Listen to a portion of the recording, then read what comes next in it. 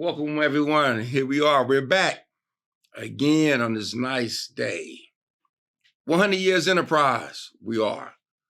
My name is Lejon Reese, a.k.a. Fahim. And to my right, I have Patrick, aka Hamza, and I did 31 years in prison, and I'm a part of 100 Years Enterprise. My name is Dante Gaines. Did 29 and a half years in prison. I'm a part of 100 Years Enterprise. And collectively, we did 100 years. Yeah, so we can't forget my 30 years and 10 months. Collectively, 100 years. Oh, that's a long time. We did it. We didn't know how we was going to do it, but we made it through and we made it out. And how we came up with 100 Years Enterprise, as I said before, collectively, we did 100 years. So we pondered on that and said, you know what? Hey, we can come up with something, with 100 years. And then we added the enterprise on there. But the enterprise, that means we're just expanding. We're not just limiting ourselves to podcasts. We are want to open businesses, for the youth, the business for the ones that's coming out here as well. So it's a broad perspective with 100 Years Enterprise. And we want to empower these youngsters that's out here, as well as the one that's coming out here to integrate back into society. I remember when I was in the youth authority, I read this book called Visions of a Black Man by Naeem Makbar. And he had a chapter in there was titled Boys Masquerading as Men. And I never really understood. I didn't really understand when I first read it. I was like 20, 21 years old. And with this topic, what I chose today, women playing a role as men. And as we see in the society today, we have we have males, we have boys, we have men, or adult men to mature men. And our beloved Prophet Muhammad, peace be upon him, he said, once you reach the age of maturity, the age of reasoning, understanding, when you reach the age of your 40s, that you become that man of reason, good reason to make these good rational choices and decisions. So once we understand that, based on our principles and our beliefs as Muslim, but before we became Muslim, we see who we were as kids, as youth growing up. So to make a point and to bring it home with boys masquerading as men, I was one of those boys masquerading as a man, thinking at a young age that I was a man. But in all actuality, I wasn't a man because I wasn't taking on man responsibilities. My mother was taking on man responsibilities because she was the one who had to take care of the home because my father wasn't there. My grandmother had to take on the man role because my grandfather may have stayed in the home, but all he did in his later age of so-called maturity was come home, wake up, go to the pool hall, come home drunk. Give my grandmother money once a month, but she had to be the one to make sure the grass was cut. She was the one to make sure the garbage was taken out. Told me to do it. She was the one to make sure that the household was taken care of amongst her kids, her grown kids. My grandmother had to do that. So she had to play the role of the man when it was a man in the home. I never understood that as a child growing up. Here I am, see my grandfather, who I looked up to, but my grandmother is doing all the work, working 2 jobs while he isn't, doing this while he isn't. But it also showed me that how strong women are, how valuable women are to the society. Then it goes back to the book to understand that the women are the womb or the cradle to society.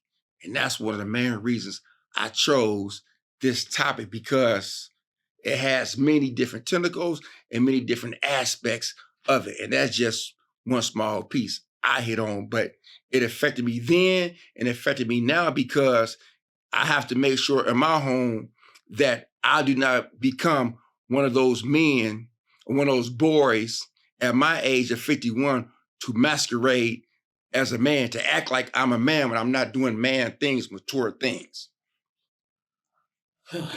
Well, you said a mouthful, so I'm gonna dive in, right, and slide home with that. Let's talk about that for a minute. Let's just on a hypothetical. Yes, sir. Real life situation. I'm gonna use myself for example. I came home. My wife picked me up from prison at 31 years. When I came home, I was gonna go to a reentry. Remember, my conviction was overturned and I was resentenced. I no longer had a life sentence. So with that being said, I didn't have the conditions of someone that have a life sentence, for the artists that don't know. So when I came home as if my sentence was changed to 3 years after went from 26 years, 4 months to 3 years with half.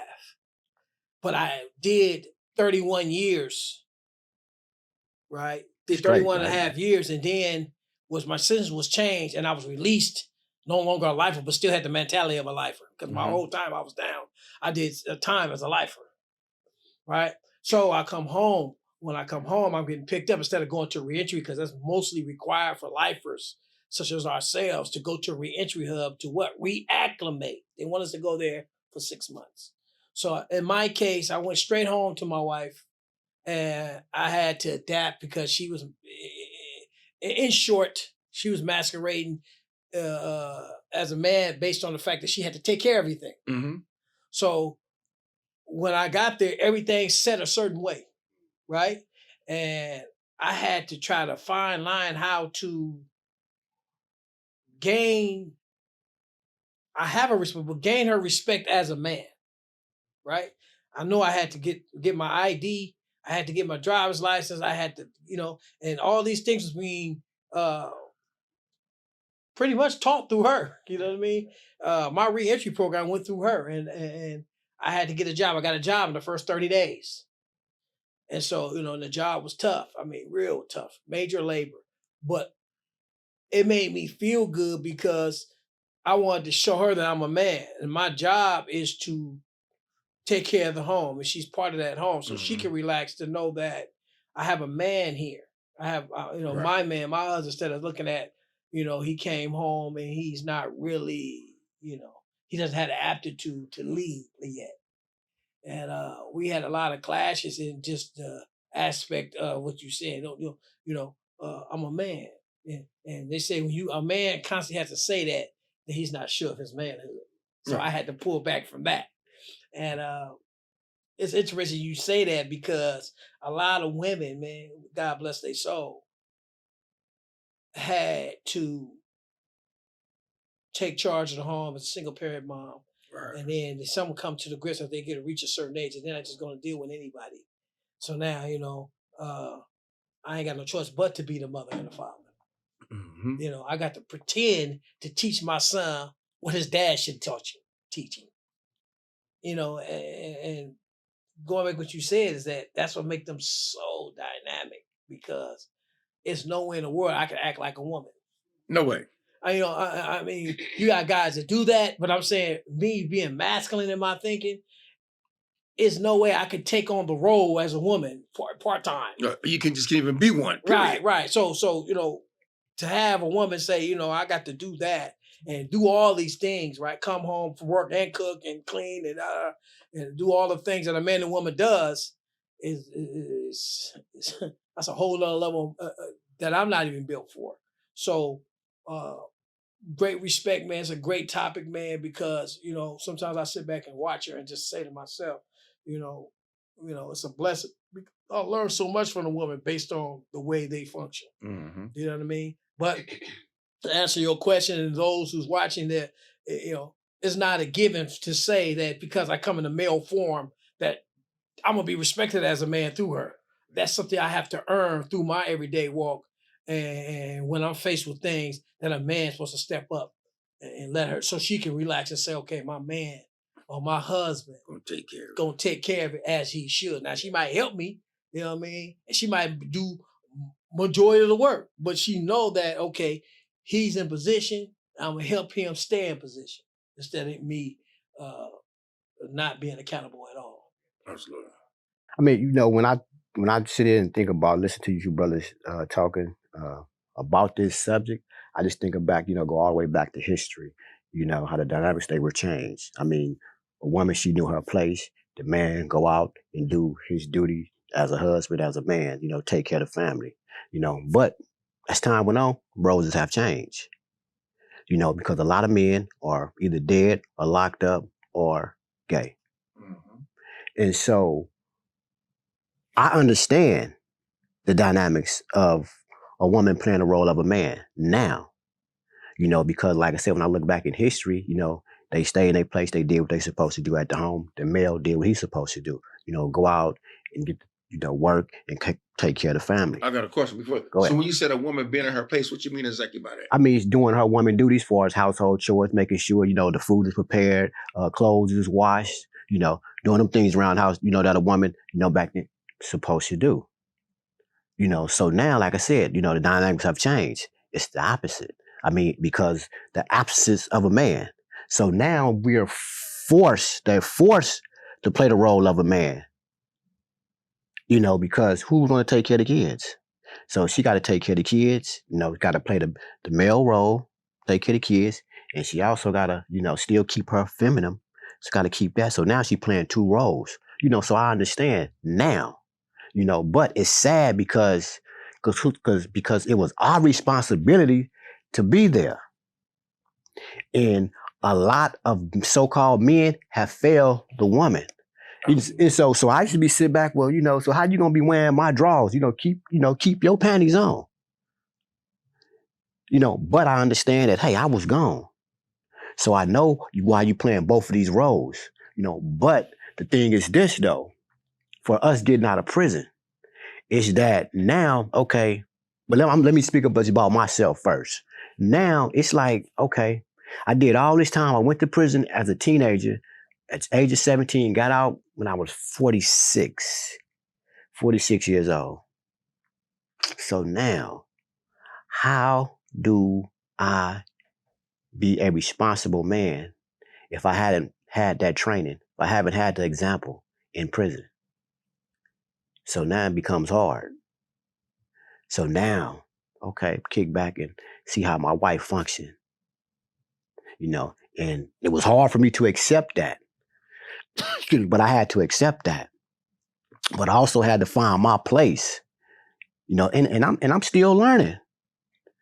I'm still learning, how to be a man and how to be a good husband, to my wife. You know what I'm saying? And like I said, it's a learning process, and the process going to continue go on.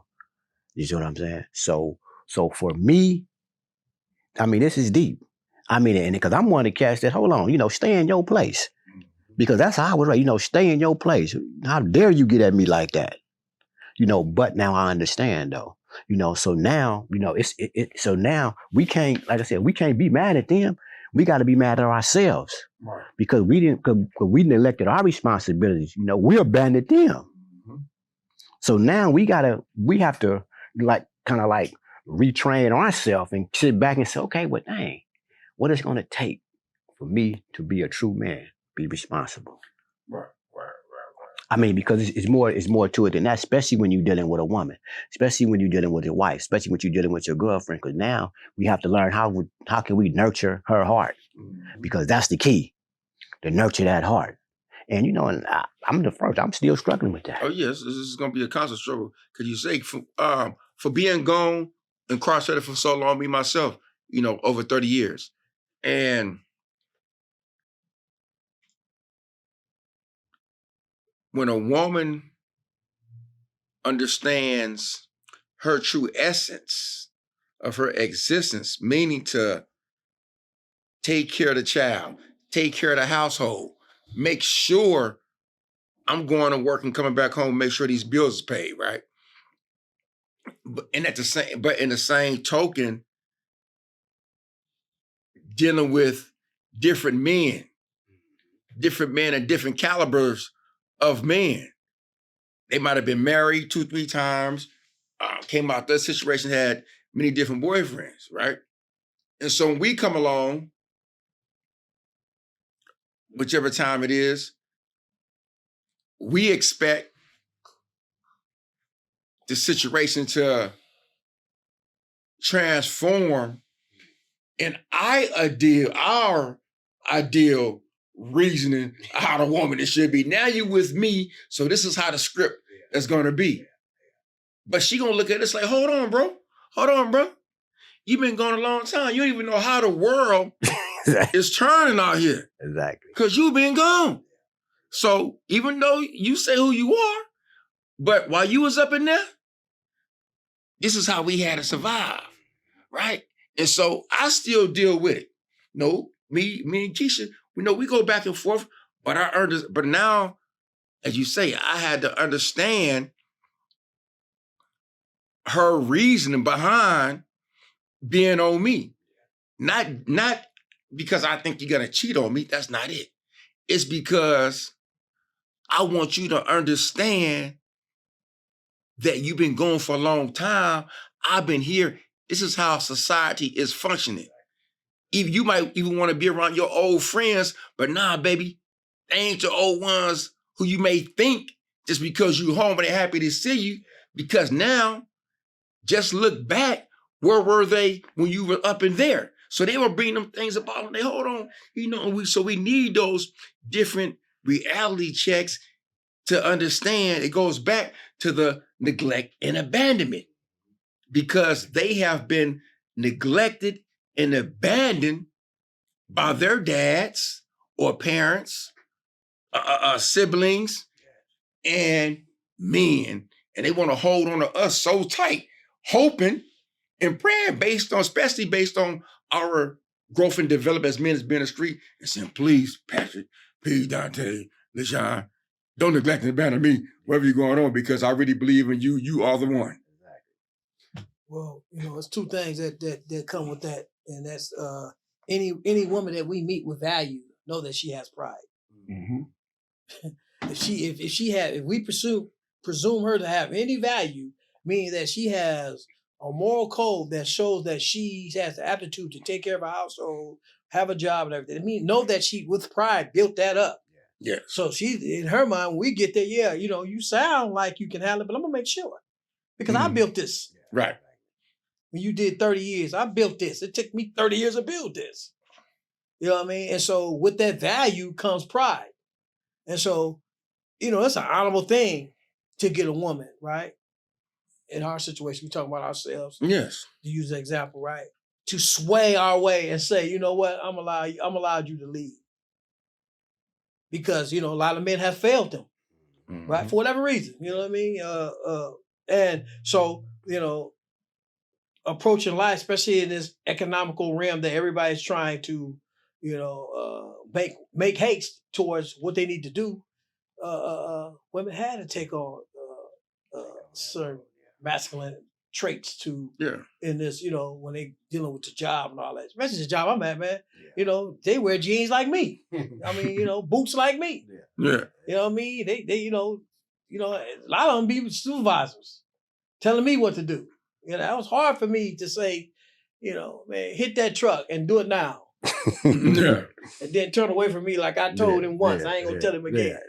You know, that was hard for me. You know what I mean? But I recognize that she earned that. She earned that right. And so just because she earned that right, I ain't gonna go soft now because you think I'm soft and all that. Right. You know, I earned this right. I worked damn hard. I beat out 100 people to get this position.